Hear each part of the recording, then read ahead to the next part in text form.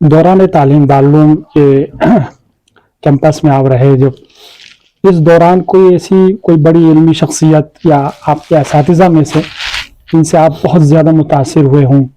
اور آپ نے بہت زیادہ جن سے کشف فیض کیا ہو، اکتساب فیض کیا ہو؟ میرے ساتھ اللہ کا یہ کرم رہا کہ دیوبند کے اندر دو بڑے ادارے ہیں، دارالعلوم دیوبند ایک اور دارالعلوم وقف دیوبند۔ میرے ساتھ کشمیر کے طلباء میں بہت بڑا کرم یہ رہا کہ باضابطہ ضابطے کے تحت میں نے دونوں مقامات کے اساتذہ سے فیض حاصل کیا ہے۔ دونوں جگہ میرا ایڈمیشن رہا، اور پھر اخیر میں نے فیصلہ اندرون میں بھی اور دارالعلوم وقف میں بھی باضابطے کے تحت، لیکن چونکہ یقیناً دو جگہ داخلہ ممکن نہیں تھا، پھر میں نے اپنا ایک فیصلہ لے لیا حضرت شاہ صاحب کی وجہ سے کہ داخلہ ایک جگہ رہا، لیکن میں نے فیض الحمدللہ دونوں جگہ سے اٹھایا اچھی طرح۔ مثلا اگر ہم شخصیات کی بات کریں تو شخصیات میں جن کے درس کو سننے میں بڑا مزہ آتا تھا، بڑا اچھا لگتا تھا، ان میں حضرت مولانا جمیل سکروڑی صاحب تھے جو شارح صاحب ہدایہ ہیں، اور اسی طرح اصول فقہ کی انہوں نے شروحات لکھی ہیں، فقہ کی شروحات ان کے قلم سے وجود منظر عام پر آئی ہیں، اور بہترین مدرس تھے جن سے بہت فائدہ پہنچتا تھا، وقت کے پابند تھے، اور نفسی مسئلے کو سمجھانے پر قدرت اور ملکہ تھا ان کا۔ اور ساتھ میں حضرت مفتی سعید پالنپوری صاحب کے بھی دروس میں نے ترمذی کے سنے ہیں زیادہ تر۔ اس وقت تو چونکہ ایک طرف حضرت مولانا مفتی پالنپوری صاحب ترمذی شریف پڑھاتے تھے، ادھر سے مولانا جمیل سکروڑی صاحب بھی پڑھاتے تھے، تو طلبہ دونوں کا درس سنتے تھے اور موازنہ بھی کرتے تھے، کوئی ایک کو ترجیح دیتا تھا کوئی ایک کو، لیکن ماشاءاللہ مفتی صاحب کا کیا کہنا، ان کا ایک اپنا معیار تھا اور ان کا ایک اپنا امتیاز تھا، وہ محقق تھے ماشاءاللہ، ان کا ایک اپنا امتیاز۔ اور سب سے بڑی بات یہ کہ حضرت مولانا انظر شاہ صاحب رحمہ اللہ تعالیٰ سے بخاری شریف پڑھنے کا موقع ملا، حضرت مولانا سالم صاحب رحمہ اللہ سے بخاری شریف پڑھنے کا موقع ملا، حضرت مولانا خورشید عالم صاحب جو مفتی تقی عثمانی صاحب کے چچیرے بھائی لگتے ہیں اپنے رشتے میں، ان سے مسلم شریف کو سننے کا درس ملا۔ مولانا خورشید عالم صاحب وہ ہیں جن کا ترانہ دارالعلوم میں نام ہے باضابطہ، تو وہ مصرع مجھے یاد نہیں آ رہا ہے، باضابطہ ان کا نام ہے، اس میں موجود ہے۔ ان کا رعب تھا طلبہ پر، اور ان کے درس کو سننے کے لیے دور دور سے طلبہ آتے تھے، بلکہ اساتذہ کرام ان کے درس میں رہتے تھے۔ حضرت شاہ صاحب کی بخاری پڑھانے کا انداز بھی عجیب و غریب تھا، بہت کم پڑھاتے تھے، ان کا درس اتنا درس پڑھانے میں تو پورے سال میں بہت مختصر پڑھاتے تھے، کچھ ہی پارے ہوتے تھے، لیکن تقریباً بے شمار کتابوں کے حوالے آتے تھے، احادیث پر گفتگو ہوتی تھی، شخصیات کا نام لیتے تھے، خصوصاً علامہ کشمیری کے نام سے جو ان کی تحقیقات ہمارے سامنے آتی تھی، وہ عام طور پر دوسرے دروس میں سننے کو نہیں ملتی تھی۔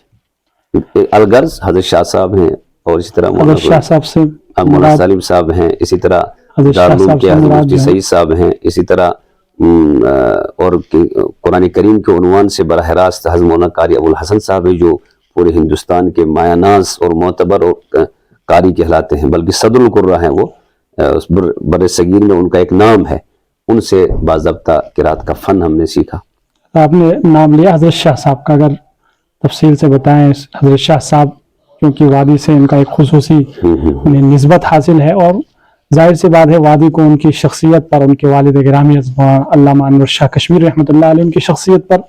خصوصی فخر اور ناز ہے وادی کو۔ آپ حضرت شاہ صاحب کے بارے میں مختصر کچھ بیان کرنا چاہیں؟ حضرت شاہ صاحب کے بارے میں تو پہلے یہ ذہن میں بٹھائیں کہ حضرت شاہ صاحب کی شخصیت ایسی تھی، یہ تو 100% کہا جا سکتا ہے، جیسے کہ میں نے اپنے اکابر سے سنا، اپنے استادوں سے سنا،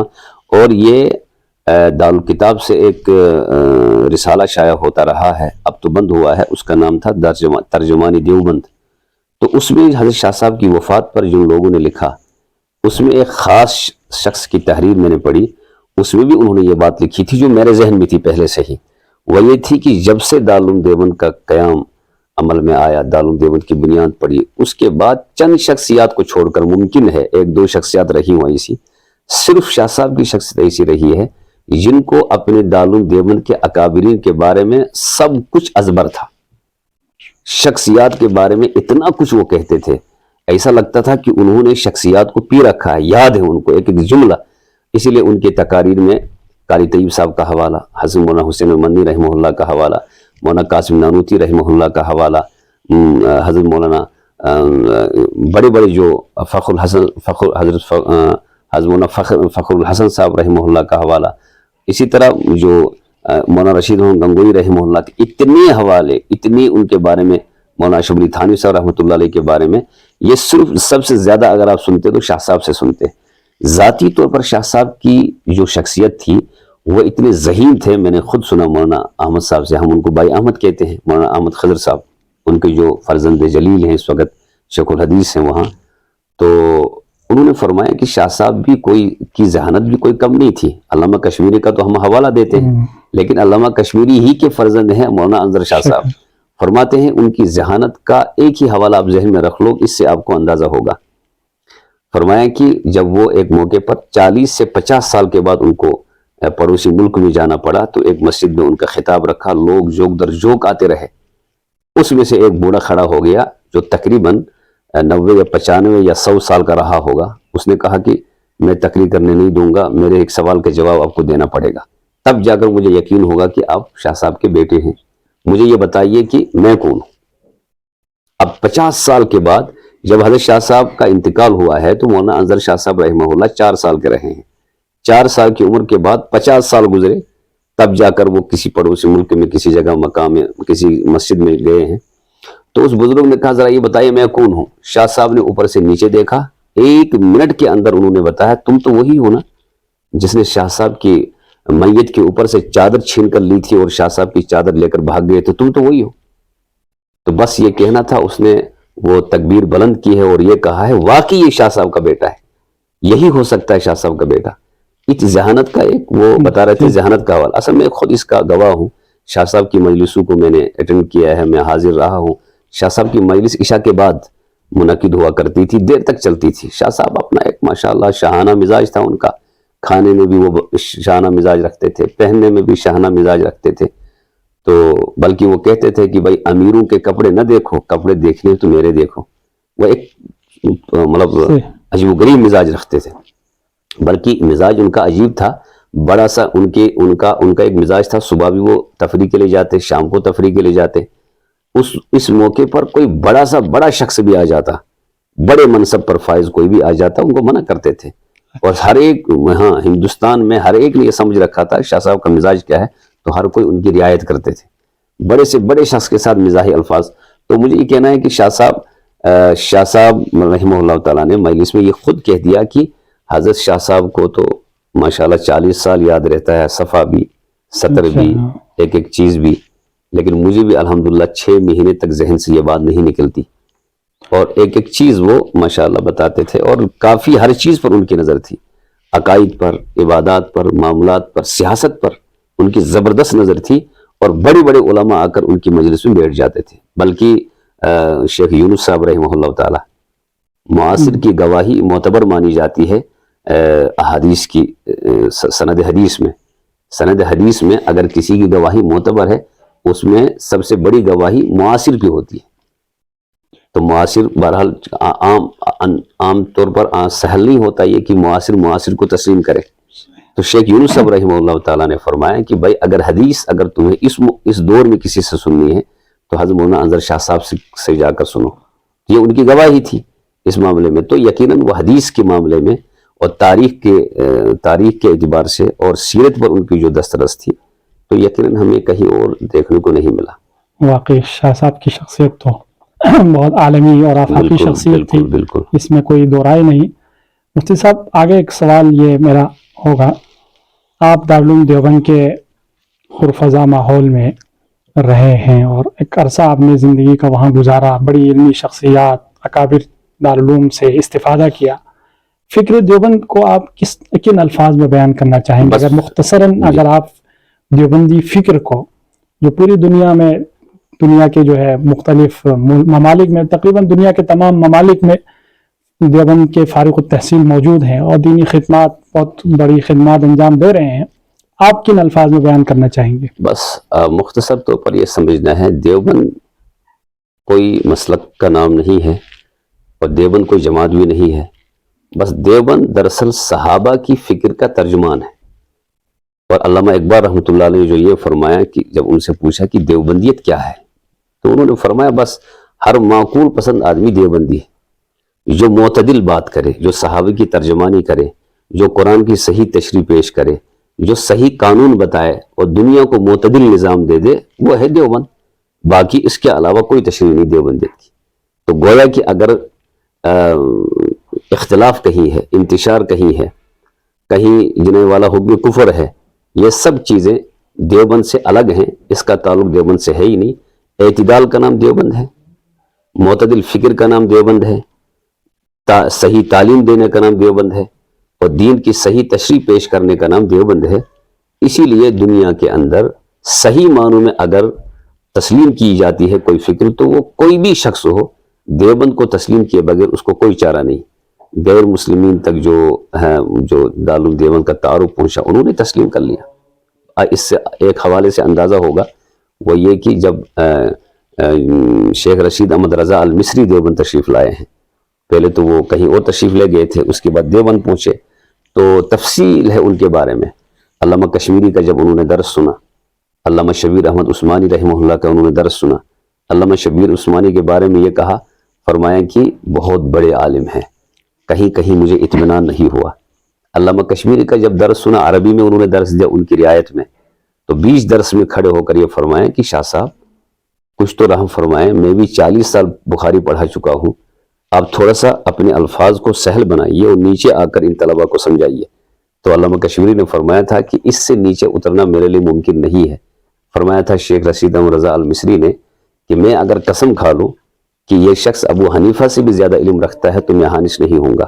اس کے جواب میں حضرت شاہ صاحب نے فرمایا نہیں، اس نے مبالغہ کیا ہے، ابو حنیفہ رحمہ اللہ کا علم تو اتنا زیادہ ہے کہ جب میں ان کی طرف دیکھتا ہوں،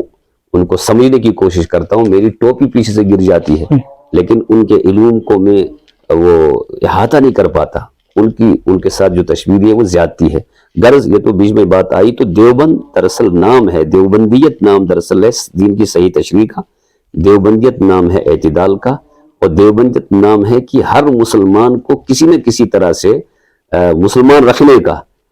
اور ایسا نہ ہو کہ چھوٹی موٹی باتوں پر جو زیادتیاں ہوتی ہیں ان تمام چیزوں سے بچنے کا دراصل نام ہے دیوبند۔ جی مفتی صاحب، اب یہ آخری سوال، دارالعلوم سے فراغت کے بعد آج تک جب ہم آپ گفتگو کر رہے ہیں آپس میں، آپ کی علمی مشغولیات و مصروفیات کیا رہیں، اور اس عرصے کے دوران کون سی علمی جو کتابیں آپ کی قلم سے جو ہے ان سے شہود پر آئیں، ذرا اس پر بھی تفصیل۔ عام طور پر جب کوئی آدمی کہیں سے فارغ ہوتا ہے، خاص کر دینی طالب علم کسی ادارے سے فارغ ہوتا ہے، ہر ایک کے ساتھ یہ رہا ہے کہ وہ پریشانی ہو جاتا ہے کہ اب مجھے کیا کرنا ہے۔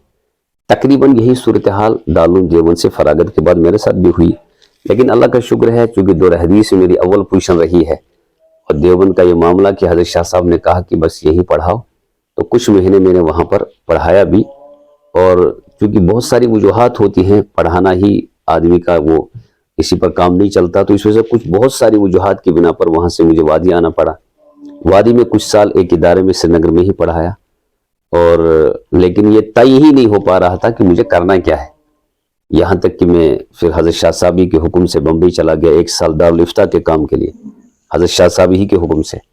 پھر اس کے بعد 2005 میں سراج العلوم کی طرف میرا رخ ہوا، ہمارے بھائی کے درجے میں مولانا عدنان صاحب مشفق رہے، تو ان کے ساتھ ایک تعلق ہوا تھا پہلے سے ہی، تو پھر وہاں سے یہاں 2005 سے یہاں پر میں رہا، اور 2008 میں کشمیر یونیورسٹی کے ذریعے آزاد یونیورسٹی سے ہم نے اردو ایم اے میں کیا ہے، جس کا سینٹر کشمیر یونیورسٹی میں تھا، اور ریگولر ہم نے کیا الحمدللہ، اور اچھے نمبرات اس میں وہ ہیں، وہ آزاد اردو یونیورسٹی سے، نیشنل یونیورسٹی سے۔ تو لیکن مسلسل میں سراج العلوم میں رہا، اور الحمدللہ سراج العلوم ایک اچھا خاصا اس وقت ادارہ ہے، مرکزیت اس کو حاصل ہے، دارالعلوم ندوۃ العلماء جیسے ادارے سے اس کا الحاق ہے، اور مشکات تک یہاں تعلیم ہے، تو مشکات کی تعلیم، ہدایہ کا درس، قدوری کا درس، وہ کہ فقہ اور اصول فقہ اور ادب یہاں پڑھایا جاتا ہے۔ الحمدللہ میرے متعلق بھی کافی کتابیں ہیں، اور جس کے ساتھ ابھی تک میں اور اس کے علاوہ ذاتی طور جو میں نے کچھ محنت کر کے کچھ کوشش کر کے جو کام کیے ہیں انفرادی طور پر، اس میں میری کچھ تصانیف بھی ہیں اور کچھ پمفلٹ بھی ہیں. مثلا اسلامی قانون اور ایک اشتہاد ہے. ملک کی عظیم شخصیت حضرت مولانا مفتی نذیر صاحب دامت برکاتہ نے اس میں تقریض لکھی ہے. اچھا 13 اور اس کے طلوع سحر کے مانند ہے تیرا وجود، ایک کتاب چاہ ہے یہ. اور اس کی تقریض لکھنے والے کشمیر کی ملک کی عظیم شخصیت حضرت مولانا مفتی مظفر حسین صاحب ہیں. ہماری وادی کے یہ دو جید اور بہت بڑی شخصیات میں ان کا شمار ہے. اور اللہ نے پوری وادی ان سے محظوظ ہو رہی ہے علم فقہ میں، علم حدیث میں، اور اس کے علاوہ نصائح سے ایک ایک شخص ان سے مستفید ہوتا ہے. علماء بھی، طلباء بھی، عوام بھی. ان کی یہ گویا کہ یہ کشمیر محسن کشمیر ہیں یہ حضرات. اور اس کے علاوہ بھی اور بھی کتابیں ہیں. مثلا دوران طالب علمی میں نے ایک مقالہ دارالفتہ میں اس میں شعبہ افتاء میں لکھا تھا. اس کا نام پھر رکھا، اس کو ترتیب دیا گیا. اس میں بہت ساری تقاریض موجود ہیں. حضرت مولانا خورشید عالم صاحب نے اس پر اپنے تاثرات لکھے الحمدللہ. حضرت مولانا اندر شاہ صاحب کی تفصیلی تصدیق ہے اس میں موجود، بلکہ وہ مقدمہ ہے غالباً. حضرت مولانا غلام نبی صاحب کشمیری رحمہ اللہ تعالی، حضرت مولانا نسیم قیصر صاحب جو ابھی انتقال کر گئے، اللہ ان کو غریق رحمت فرمائے. اور بھی کئی چیزیں ہیں. تو اس کتاب کا نام بعد میں مقالے کا نام رکھا گیا ابو حنیفہ محققین کی نظر میں. تو اس طرح اور بھی کئی کتابیں ہیں جس پر اساتذہ نے ماشاءاللہ تقاریض لکھی ہیں. اور اس کے علاوہ مقالات تو مسلسل لکھتے رہتے ہیں، اور سیمیناروں میں شرکت ہوتی ہے تو اس میں کچھ نہ کچھ لکھنا ہی پڑتا ہے. تو باقی اور اس کے علاوہ اور بھی کچھ ہے. تو یہ مختصر سا میں نے آپ کے سامنے بہت ہی دلچسپ گفتگو رہی، بہت ہی سیر حاصل بحث ہوئی. آپ نے اپنی زندگی کے بارے میں ابتدائی تعلیم سے لے کر فراغت تک، اور فراغت کے بعد جو مشغولیات آپ کی رہی، جو ذمہ داریاں آپ نے ادا کی ہیں، سنبھالی ہوئی ہیں، ان پر بھی آپ نے سیر حاصل گفتگو کی. بہت ہی میں امید کرتا ہوں، بلکہ ہم امید کرتے ہیں کہ اس گفتگو سے ہمارے ناظرین اور سامعین ضرور مستفید ہوں گے اور مفتی صاحب کی شخصیت کو صحیح طریقے سے سمجھ سکیں گے. اس لیے کہ شخصیات کے ساتھ جو بڑا ظلم ہوتا ہے وہ یہ کہ عام طور پر لوگ شخصیات کو ان کے بعد میں جب وہ کوئی شخصیت بن کر لوگوں کے سامنے آتی ہے اس وقت کا تعارف ان کے پاس ہوتا ہے، لیکن کن صبر آزما اور جان گسل کٹھن مراحل سے گزر کر ایک شخصیت بنتی ہے. جس طرح شاعر نے کہا کہ بستی بسنا کھیل نہیں پیارے، بستے بستے بستی ہے. بہرحال ایک اور ملاقات میں کسی اور دینی اور علمی شخصیت کے ساتھ ہم آپ کی خدمت میں دوبارہ حاضر ہوں گے. تب تک کے لیے ہمیں اجازت دیجیے. شکریہ.